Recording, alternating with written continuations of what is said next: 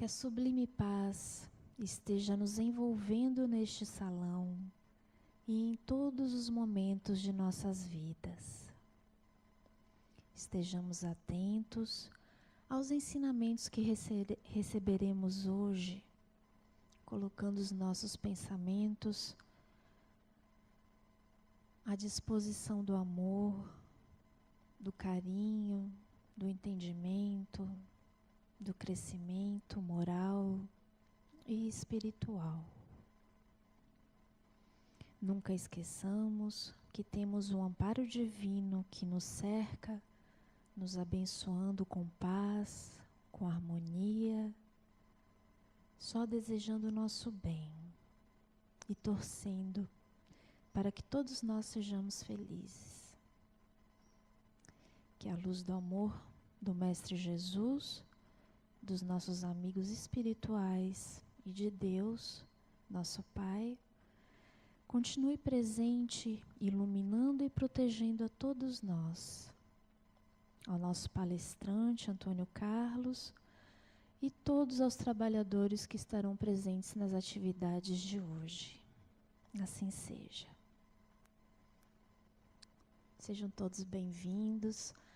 Hoje temos nosso amigo querido Antônio Carlos Tanuri, que é voluntário aqui da casa, e ele vai falar sobre o tema A Tristeza Também Ensina. Bem-vindo, Antônio Carlos.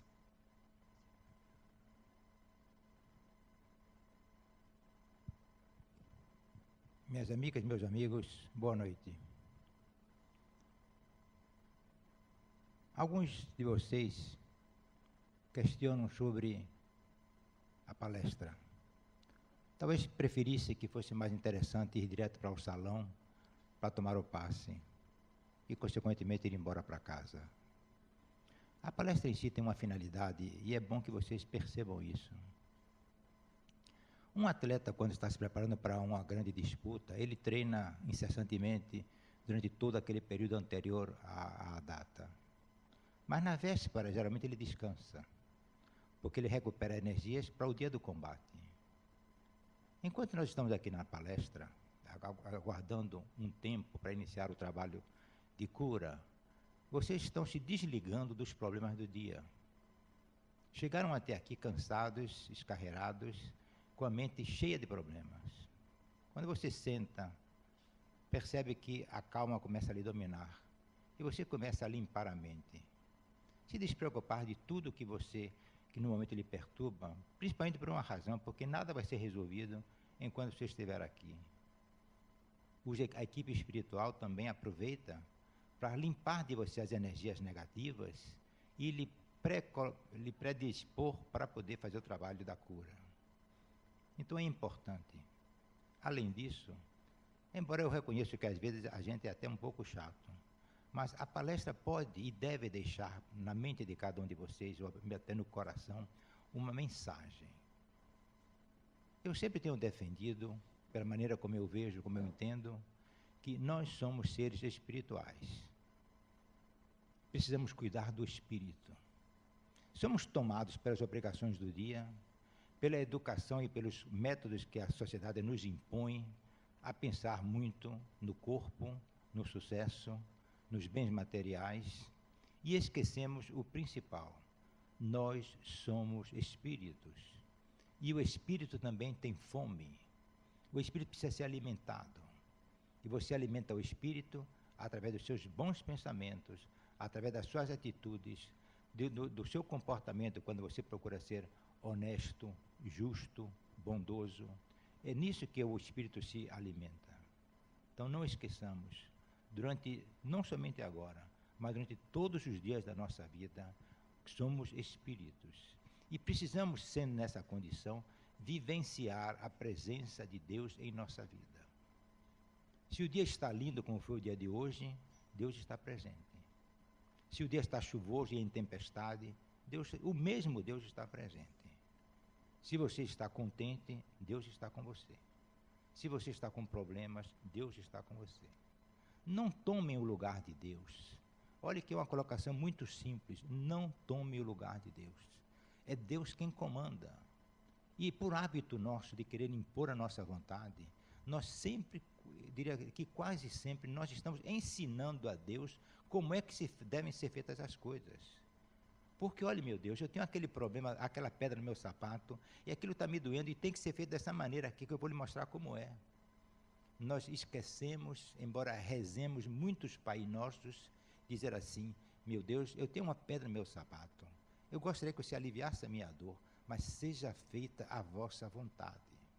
Porque Deus sabe a hora certa de tirar a pedra do sapato, e Deus sabe como lhe ensinar a caminhar com a pedra enquanto ela ali estiver.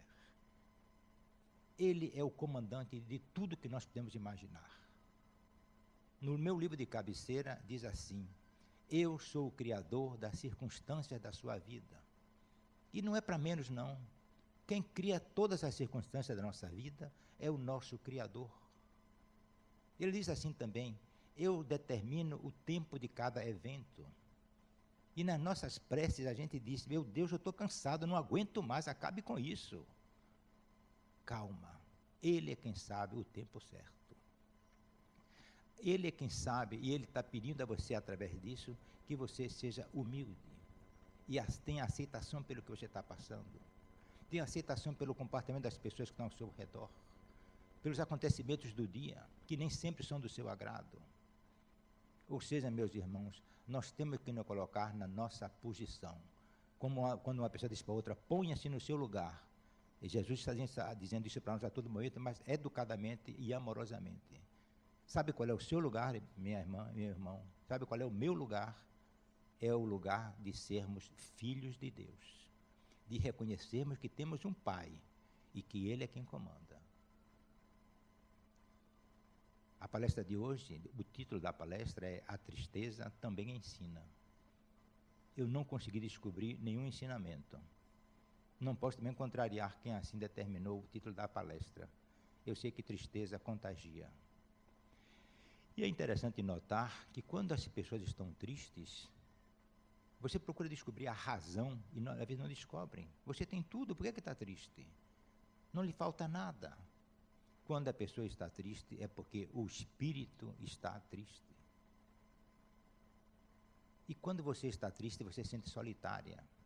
Aí você faz assim: poxa vida, quem me dera se eu pudesse retroceder no tempo e voltar para a casa de meu pai. Lá eu tinha meus irmãos para brincar, tinha minha tia, minha vovozinha, certo? Eu brincava com meus colegas da rua. Ou seja, o espírito, o ser solitário procura companhia. E recorda que o lugar, nas experiências que ela viveu, a casa do pai é o lugar mais seguro. Talvez seja até o único porto seguro onde ele possa te dizer: aqui eu estou em paz. Porque aqui eu tenho um pai que me protege, eu tenho uma mãe que me orienta, que me ama, eu tenho meus irmãos que estão aqui para me defender. E se você levar em conta que quem está triste não é você, efetivamente é o seu espírito, é porque esse espírito está sentindo falta de voltar para a casa do pai. Ele vai voltar no dia do desencarne, mas ele pode fazer uma coisa muito mais sábia, muito mais simples. E é isso que Jesus nos ensinou e que nós precisamos praticar. Vivenciar a presença de Deus todos os momentos da nossa vida. Então não preciso eu me desencarnar e para ir para a pátria celestial. Eu aqui, como estou encarnado, posso dirigir meus pensamentos para Deus, a fim de que Ele habite em meu coração. Somos nós que temos que abrir o coração para Deus, para Jesus. Ele nunca vai impor nada. Ele respeita os nossos pensamentos, os nossos desejos, como nós realmente desejamos que eles sejam respeitados. Não tem nenhum sentido se Deus forçasse a barra. Se Cristo dirigisse, você tem que ir por aquele caminho. Ele deu exemplos e citou o resultado e o que seria encontrado em cada caminho. Essa escolha é nossa. Mas nós não somos, embora se diga que temos o livre-arbítrio, existe uma certa relatividade nesse livre-arbítrio. Se você caminha por uma rua e essa rua bifurca, o seu livre-arbítrio vai lhe dizer: vá para a direita ou vá para a esquerda. Você vai parar, analisar as vantagens de um e de outro, o que tem no fim dessa rua e daquela outra rua, e tomar uma decisão. Você é livre para decidir, é livre para escolher. Mas quem colocou você nessa rua? Não foi você. Você, quando menos esperava, estava naquela rua. Ou seja, você não pediu para nascer. Você não pediu para nascer naquela família, naquele estado, naquele país. As coisas que, de certo modo, chegam para você quando você está encarnado, porque já foram pré-determinadas no plano espiritual. Você deve ter participado desse plano espiritual, desses acertos. Mas com certeza você deve ter se iludido um pouco, se empolgado. E dito, não, tudo bem, eu topo, eu vou fazer aquela missão dali. E quando você vem fazer a missão, a coisa não é tão fácil assim. Ou seja, a vida que você leva, você pode ajustá-la por sua vontade. Mas o caminho onde você trilha, você foi colocado ali por Deus. Não adianta querer pensar ou fazer outra colocação. Eu nasci na Bahia, na família que meus pais me conceberam, estudei nos colégios que me foram encaminhados, e eu vou decidindo à medida que as coisas vão ocorrendo. À medida que as circunstâncias vão se apresentando em minha vida, eu vou ajustando. Porque eu não sou um ser livre. Eu sou livre para escolher entre a direita e a esquerda, ou para um canto ou para outro canto. Mas a minha colocação, a minha vivência aqui na Terra foi determinada por meus entes superiores. Se nós somos dependentes deles, não vamos tentar viver independentemente e querendo fazer as coisas pela nossa cabeça. A gente vai quebrar a cara. Então Jesus disse assim quando lavava o pé dos apóstolos, certo? Um exemplo vos dou, para que vocês lavem os pés uns dos outros e pratiquem isso com humildade. E você alegraria o seu Deus interior quando você é humilde, quando você se compara em mesmo nível com os outros e quando você aceita Deus como seu orientador, como seu guia. Na hora que você faz isso, é como aquela criança. Ela está em casa. Tudo que ela faz, o pai e a mãe é responsável. O pai e a mãe vão dizer que comida vai ser hoje, que roupa vai usar, qual o programa de hoje. Ou seja, são conduzidos por aqueles que têm mais experiência e mais vivência. E nós somos, independente da nossa idade, da nossa condição financeira, da nossa cor, da nossa religião, nós somos crianças perante Deus. E se nós aceitarmos nos comportarmos como crianças, Jesus conduz. Quando a gente diz, não, é do meu jeito, porque tem que ser assim, a gente se dá mal. Então, nós hoje, aliás, digamos assim, todos que estamos aqui hoje, precisamos ser curados. A cura que nós queremos do corpo significa curar as feridas da alma. Nossa alma, o espírito que nós somos, está ferido pelas nossas atitudes, pelos nossos comportamentos, pelas nossas ambições descontroladas. Então, o que é que a gente pode fazer para se curar? Porque ninguém vai vir curar você, nem você. Você tem que aprender a se curar. Se curar através da mudança dos seus pensamentos. Quando você começar a dizer, Jesus, você é meu amigo, você traça o meu caminho, você é quem me conduz, vocês vão ver que as coisas começam a melhorar. Mas isso não pode ser dito da boca para fora. É preciso que venha do coração uma aceitação da sua condição de espírito simples, espírito aprendiz.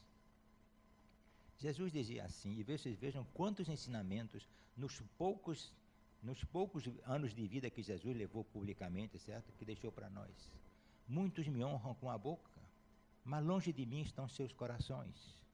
Então não adianta rezar 10 terços, dizer que Jesus, você é meu ídolo, levantar a camisa e escrito lá o nome de Jesus, se no fundo, no seu coração, ele não habita. O que significa ter Jesus no coração? É o seu comportamento, me permitam que eu bata nessa tecla, é o seu comportamento, as suas ideias, é aceitar a vida como ela é, aceitar o clima como ele é. Quantos de vocês, digo melhor, eu também me incluo, quantos de nós reclamamos com Deus porque está chovendo? Logo agora que eu ia sair, a chuva caiu. Logo agora, no dia que eu ia sair com a minha roupa branca, ou que estava com a minha sombrinha quebrada, ou que meu carro está com defeito, se tivesse fazendo sol, eu mesmo pegava um táxi, mas está chovendo. Ou seja, queremos até ensinar a Deus o clima que deve existir no lugar onde nós habitamos. É por aí. Quantas outras coisas acontecem que você não gosta? Eu não gostaria que fosse assim. Eu não só não gostaria que fosse assim, como eu gostaria, viu, meu Deus, que minha vida fosse como a de João, Pedro e Manuel. Eles são 3 irmãos muito ricos. Eu gostaria de ser como a Dona Vera e Dona Isainha, Pô, elas estão muito bem colocadas. Ou seja, você reclama da insatisfação da sua vida e quer ensinar a Deus como é que deve ser. Tem uma história que diz assim: um homem andava muito insatisfeito com a sua própria vida, mas ele reclamava tanto a Deus que um dia Deus disse, através de um espírito: eu vou lhe dar uma chance para que você conserte sua vida. Ele ficou tão contente que disse assim: mas como é? Eu quero agora. Calma, não é agora, não é assim. Você vai caminhar em tal direção, vai subir por uma montanha e lá você vai encontrar uma caverna.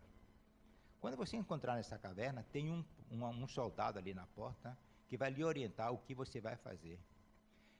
Ele não se conteve, não esperou nem sequer o dia seguinte amanhecer e saiu logo caminhando. Caminhou durante um dia e uma noite e chegou nessa tal caverna. O soldado, aquele guardião, digamos assim, que estava na porta, disse: você vai entrar. Lá dentro tem um livro bem grande. O livro tem uma porção de letras que é o abecedário. Você vai abrir o livro, na sua letra, a letra do seu nome, você vai abrir, vai pegar a borracha, apaga o que está escrito e vai colocar ali o que é que você quer fazer. Mas ele se alegrou porque ele imaginava que ele ia escrever assim: eu quero ser o homem mais rico do mundo, eu quero ser o homem mais feliz do mundo, eu quero ter tudo para mim, etc, etc. Isso é o que ele imaginava fazer. Ele entra na caverna, vê o livro estava fechado e ali ao lado estavam todas as letras do abecedário. Ao invés dele procurar a letra do indicativo do nome dele e abrir o livro, ele abriu a capa e apareceu a letra A. Ele olhou, passou a outra página. Chegou na letra B e viu ali Bernardo.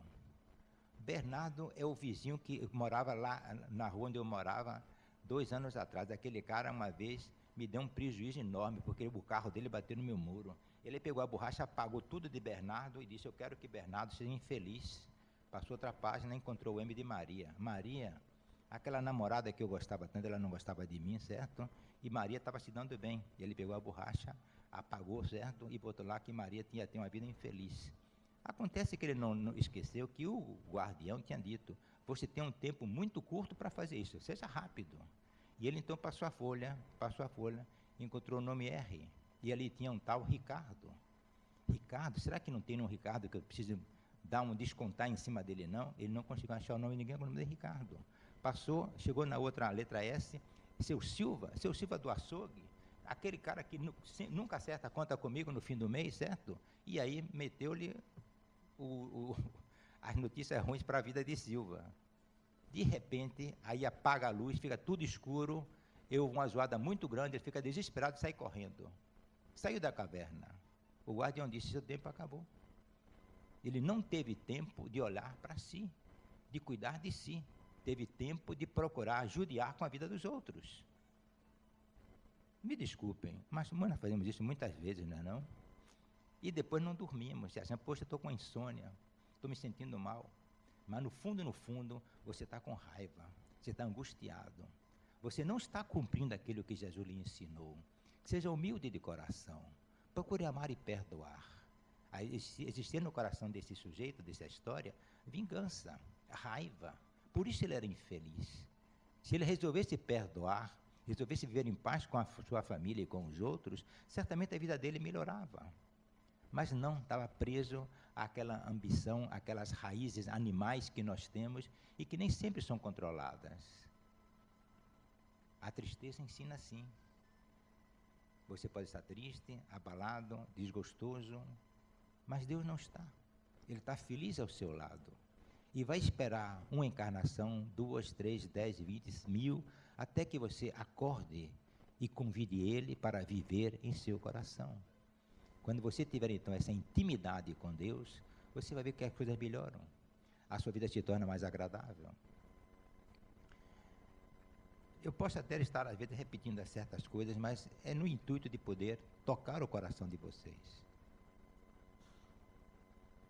No tempo das cavernas, o homem, para se alimentar, ele corria para o mato para pegar os animais e tentar se alimentar.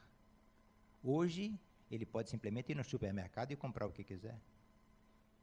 Para se vestir, ele usava a pele dos animais. Hoje você chega numa loja e não sabe nem escolher de tanta variedade que tem de roupa.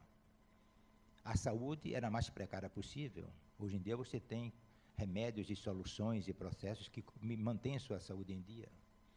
A tecnologia está aí a seu serviço.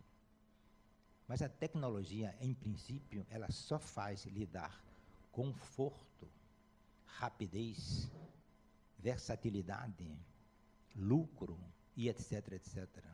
A tecnologia que não tem controle, a tecnologia que domina o universo hoje em dia, ela não faz por você, espírito, nada. Nada, nada. Quem tem de fazer por você é você. E para isso você não precisa de tecnologia, você precisa de consciência. Eu sou um espírito. Eu venho de Deus. Queira ou não queira, eu vou voltar para Deus. Então, o que é que eu posso fazer hoje? Me aliar a Ele. Porque se eu me aliar a Ele, eu melhoro a minha passagem. As coisas se tornam mais fáceis. Os problemas, quando ocorrerem, vão trazer logo as soluções. E nesses processos que nós estranhamos, é Deus falando conosco e nos ensinando. Eu passei o São João no Rio de Janeiro com minha netinha. Aprendi alguma coisa? Ela tem o que me ensinar? Eu tenho 70 anos, ela tem 3 anos. Será que uma criança de 3 anos tem alguma coisa para me ensinar? Tem. Tem para ensinar a mim e a vocês todos. Quer vocês sejam avós, pais ou bisavós. A criança, na sua inocência, tem muito a lhe ensinar. E ela dizia assim para mim: vô, senta aqui, vô. Eu dizia: mas, Ágata, minhas costas estão doendo. Senta aqui, vô. Sei que no fim do dia, eu sentei, brinquei com ela, certo? Eu percebi uma coisa, como ela está me ensinando a ser paciente. E quando a dor dói, nós queremos dizer: Jesus, eu não aguento mais, acabe com isso. Será que você não está sabendo que eu estou sofrendo? Ele sabe de tudo isso. Você que não está sabendo que você precisa ter a aceitação da sua situação e da sua condição de filho de Deus. Você não é filho de seu Manuel, nem de seu Pedro, nem de Dona Maria. Seu Manuel, seu Pedro e Dona Maria lhe deram o corpo, que dentro de algum tempo mais vai virar pó. Pó que o vento vai soprar e que você não vai nem saber para que lado vai. Você é espírito. Você é filho de Deus, criador de todo esse universo. E fica com cara triste, de choro, de infeliz. Você está debochando de Deus. Quando você diz: minha vida é uma droga, me permita. E quantos não dizem isso? Então Deus criou para você uma vida infeliz? Que Deus é esse que cria esse universo maravilhoso, cria os pássaros tão alegres, as flores tão bonitas, a perfeição em tudo, e cria uma vida miserável para você? Tem sentido isso? É Ele que está errado? Ou é você que não está enxergando a luz que Ele lhe coloca na sua frente? É por isso que eu digo, aquela pessoa que diz assim: Jesus, me ajude, não sei o que, não sei quanto, meu Deus, me socorra. Essa pessoa não está orando. Porque Jesus não é surdo, nem é esquecido. Qual é o pai que não sabe da dor que o filho passa? A nossa oração devia ser mais simples, quando ele dizendo assim: Jesus, abra meu coração para a sua luz. Abra a minha mente para a sua mensagem. Que eu aprenda com seus ensinamentos.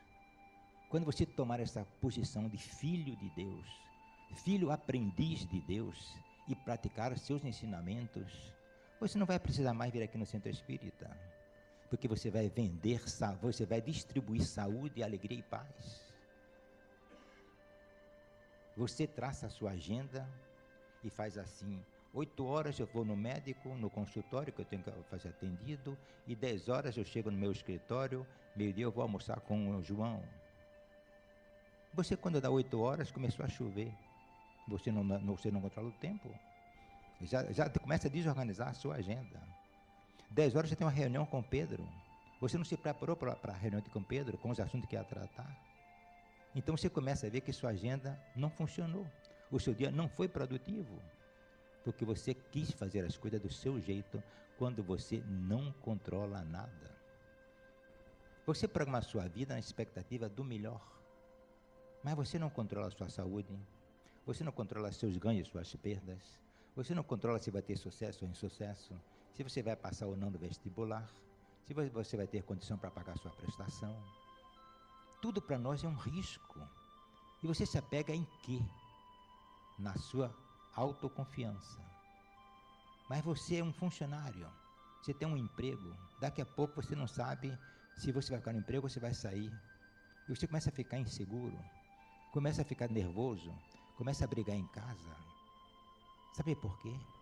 Porque nesses processos todos, você dá as costas para Deus. Você nem lembra que Ele existe. Me desculpem, mas vou fazer um teste. São 5:30 da tarde. Ou seja, desde 0 hora da manhã, já se passaram 17 horas e meia. Você dormiu de meia-noite até 6 da manhã, tomou café, andou, passeou, fez um bocado de coisa, certo? Foi no salão, etc, etc. Quantos minutos do dia você hoje se lembrou de Deus? Não me responda. Pense nisso. Quando chegar em casa, você pode programar o seu dia de amanhã. Será que você vai deixar alguns minutos para Deus? No meu livro de cabeceira, diz assim, Jesus falando: quando você dedica algum tempo para mim, eu fico muito feliz. O resultado é que eu faço com que você produza mais em menos tempo. Vou repetir para vocês. Jesus diz assim: quando você dispensa alguns minutos comigo, eu fico muito feliz. Então Deus sabe que o seu tempo é precioso. Então o que é que Ele faz? Então eu faço com que você produza mais em menos tempo. E tem dias que você diz: puxa vida, passei a tarde toda não produzi nada. E tem dia que você faz: puxa vida, tem 2 horas que eu cheguei aqui e já resolvi 4 problemas. Qual a diferença entre esses dois dias? Seu estado de espírito. No dia que a coisa não andava emperrada, olhe como estão seus pensamentos. No dia que as coisas fluem, olhe como estão seus pensamentos. Nós somos um ser fisicamente e emocionalmente, nosso coração é um ser um órgão intuitivo. Nós agimos muito em função das emoções. Vocês vejam como é fácil a gente perceber isso. Apenas é necessário que você tenha calma para perceber. Você está sentado em um certo lugar, distraído. Chega uma pessoa e lhe dá uma notícia boa, mas na mesma hora, parece que seu coração se expande. Você fica leve, feliz com aquele resultado, aquela notícia que chegou. Que bom que aquilo aconteceu. Vamos fazer o inverso. Você está sentado, distraído. Chega uma pessoa e diz assim: olha, fulano, tem uma má notícia para você. Na mesma hora o coração se comprime, certo? E você sente um peso no peito. Ou seja, você é um ser sujeito a essas emoções, é um órgão intuitivo e percebe isso. Por que você percebe isso nessas 2 situações, de uma notícia boa e de uma notícia ruim?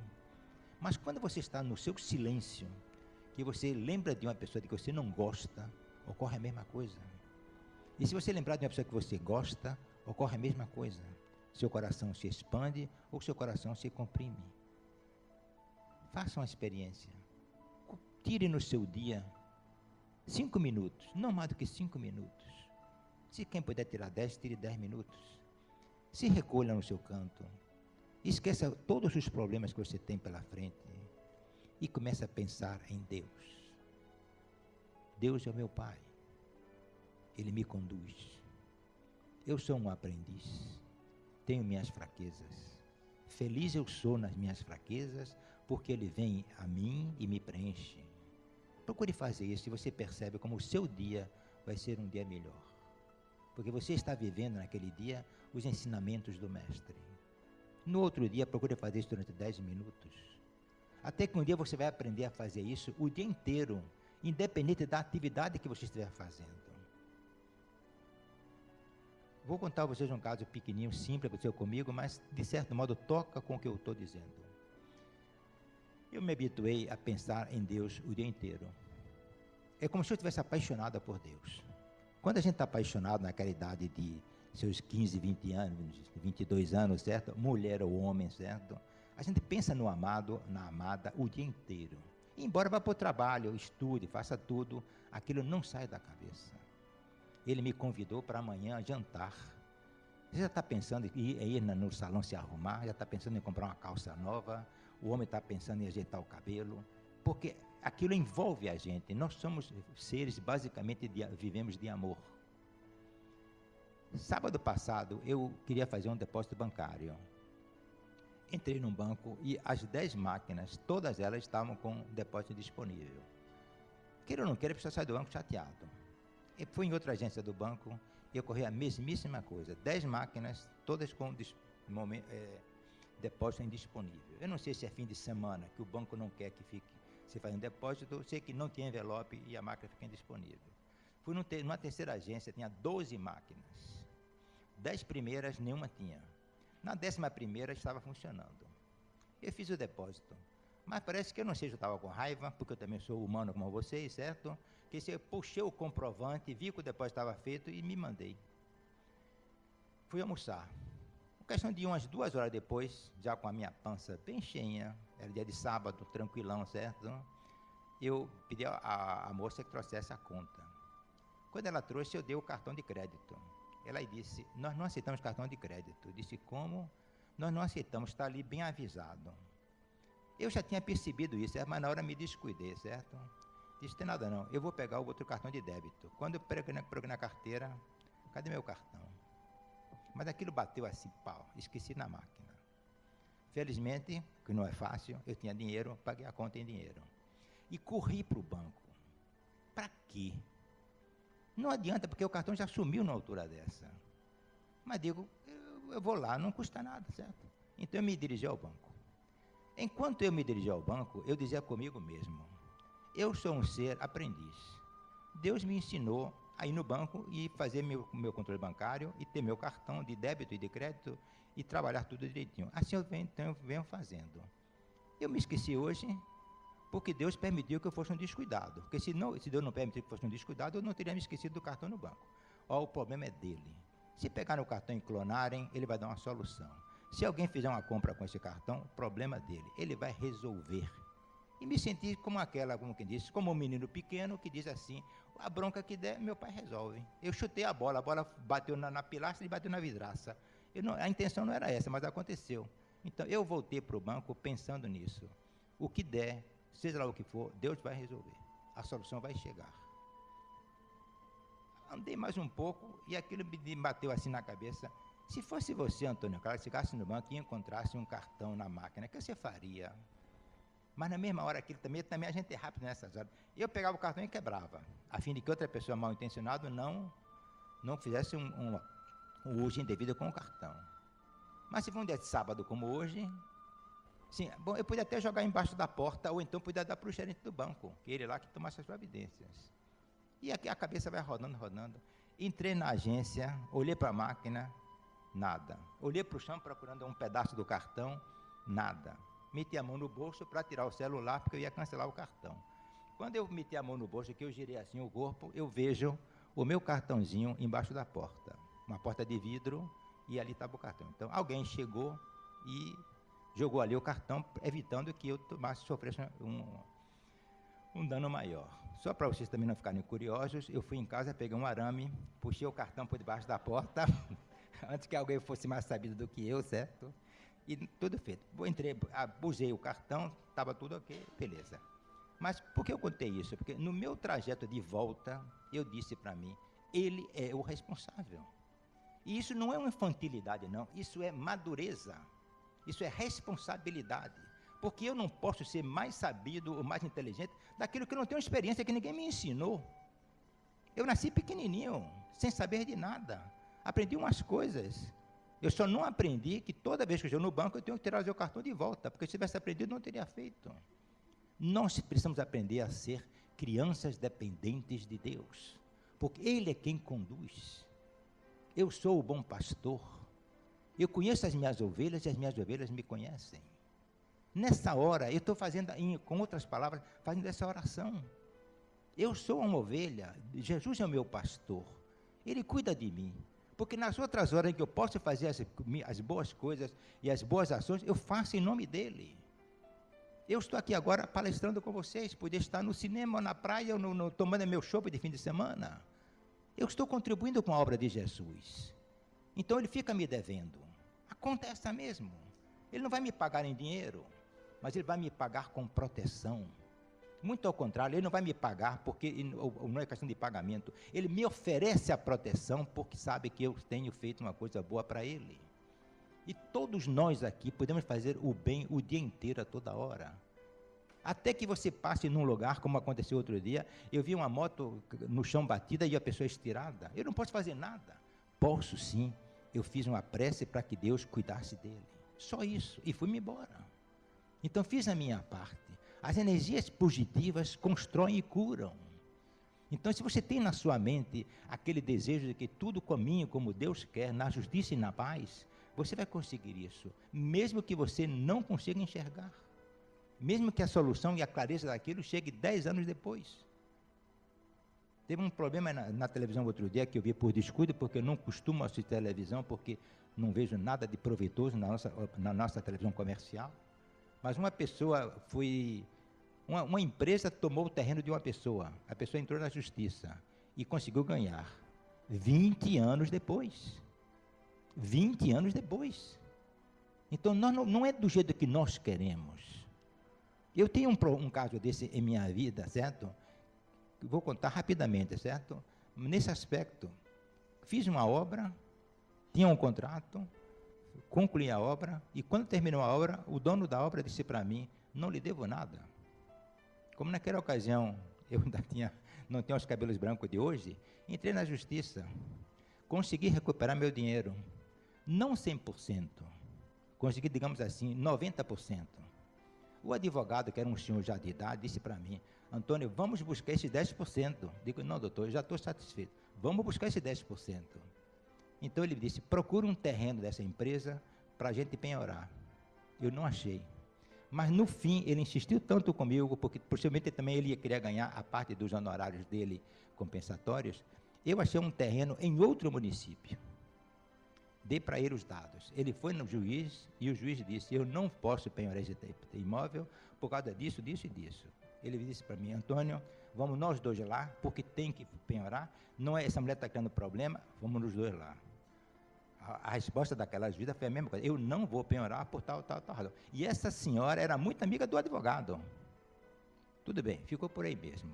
Passaram-se 16 anos. 16 anos. Recebi um telefonema do filho do advogado, porque o meu advogado já tinha morrido. Ele me disse, temos um problemazinho aqui para resolver. Eu disse, tudo bem. Meu pai, em vida, fez um processo para você e penhorou um terreno em tal lugar. Eu disse, pelo que eu lembro, não foi penhorado. Foi sim. Ou seja, depois que nós saímos, a juíza reconsiderou a colocação que está feita para nós e penhorou o terreno. Então, eles querem que você levante a penhora. Eu disse, não tem problema nenhum, certo? Pega aquele pedacinho de 10% que sobrou aí, certo? Corrija em 16 anos de juros e de correção monetária, que naquele tempo tinha correção monetária, e fecha a conta. Olha, meus amigos, deu um bom dinheiro, viu? Deu um dinheiro para me respirar bastante.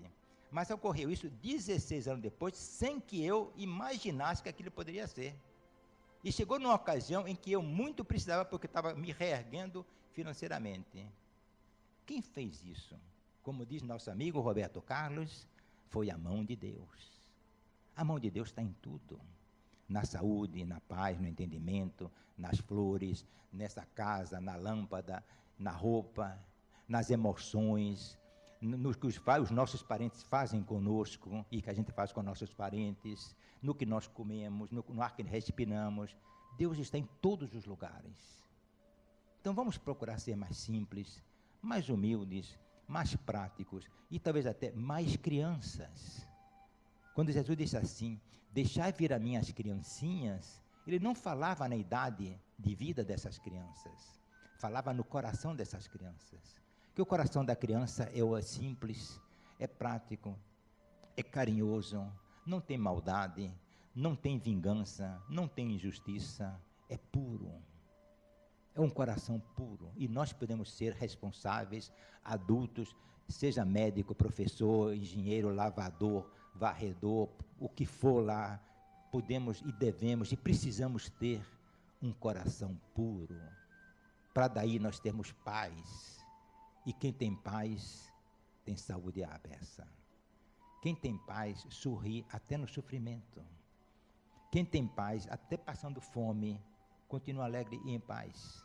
E triste daqueles que estão de barriga cheia e se sentem infelizes, que, com a mente perturbada, que não conseguem dormir, que ficam ansiosos e angustiados, com problemas dessa e daquela espécie. Nós todos aqui temos nossas vivências e sabemos como a vida é. Então, se alguma coisa pode ficar de proveitoso para nós, é que a gente faça um exame da nossa vida. A primeira coisa que eu diria a vocês para fazer é essa: diminuir o ritmo de vida. Diminuir o ritmo de vida. Uma amiga minha, que eu gosto muito dela, disse para mim uma coisa essa semana que eu não esqueço, mas é um exemplo para qualquer um. Eu disse assim para ela: vamos almoçar, porque nós temos muito o que conversar. Ela disse para mim: almoçar não, que meu almoço é muito rápido, eu almoço em 5 minutos. Eu sei das razões que ela tem para almoçar rápido, mas eu almoço em 5 minutos. Ou seja, minha vida está escarreirada. Essa pessoa tem tempo de parar e pensar em Deus? Certamente que nesse momento, não. Embora eu sei que essa pessoa, sem entrar em detalhes, faz uma obra de caridade em família. Então ela tem suas razões, certo? E só quem pode julgar isso é Deus. Mas o nosso ritmo é muito veloz. É muito veloz. Por exemplo, hoje me convidaram para um almoço. Eu estou aqui em Itapuã e o almoço era na Barra. Eu disse: eu não posso ir porque eu não vou sair de Itapuã para a Barra para depois voltar para cá escarreirado. Mas tanto falaram que eu fiz. Então eu saí daqui 12 horas, cheguei lá na Barra 1 hora, levou mais 1 hora para o almoço e mais 1 hora para voltar. Não fiz isso na brincadeira, não fiz na carreira. Então é um ritmo de vida que não dá chance a você parar para se analisar. Eu preciso me analisar. Eu gosto quando algumas mulheres dizem assim: vou tirar um tempo para mim, eu vou para o salão. Ótimo, cuide de você mesma. Você não pode deixar colocar você em segundo plano. Quando você está no avião, que aquelas pessoas fazem aquelas demonstrações, eles dizem que se você tem uma criança ao seu lado, primeiro coloque a máscara em você, e aí você vai ter condições de poder ajudar a criança. Porque se você tentar cuidar da criança sem cuidar de si, você pode ser que falte oxigênio para todos os dois. Então, cuide de si. Procure fazer uma análise de sua vida, daquilo que você pode deixar para lá, que não tem valor nenhum e que lhe toma um tempo enorme, e cuide dos verdadeiros valores. Faça uma lista com você em sua casa, com muita calma. O que é importante para mim? O que é que eu quero da minha vida? Eu tenho Deus comigo para me orientar. Nas suas fraquezas, procure o mestre. Como uma ocasião me disse um espírito numa sessão de desobsessão: desça do palco da vida e se oriente. Olha que lição de moral. Desça do palco da vida e se oriente. Se precisar de ajuda, procure o mestre. Ao mesmo tempo que faz uma repreensão, dá uma orientação.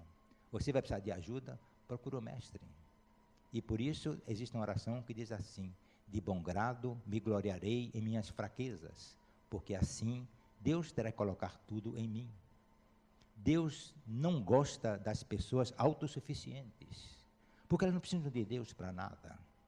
Deus gosta dos fracos, porque os fracos procuram Deus, e Deus sente ali a condição dele de pai, daquela pessoa que doa, que protege, que atende às necessidades dos outros.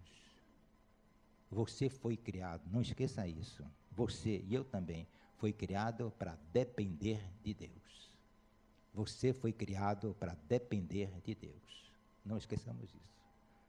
Que esse Deus amigo ilumine nossas mentes, nos oriente, nos guie e nos conduza sempre aos caminhos que levam à paz, à tranquilidade, à harmonia. Muito obrigado.